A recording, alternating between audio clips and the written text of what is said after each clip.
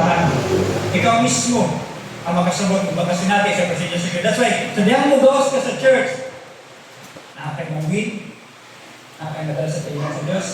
Kaya may mga kasing kasi dipuyan mo sa Espiritu. Dipuyan naman yan. Hindi naman pwede na sa Dino. That is the command of God. That is our Christian. Sinasakay mo ta, mag-wait ta.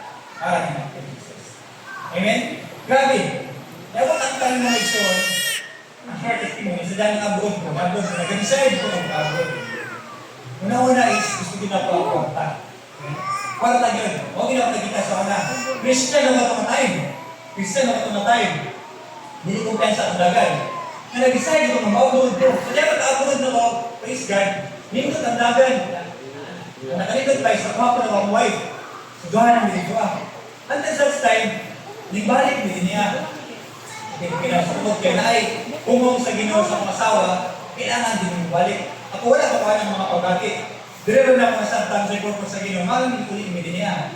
Sa akong side sa muna-muna, sayang dito kayo. Kung nakakulog ko sa Canada, dali ang kwarta.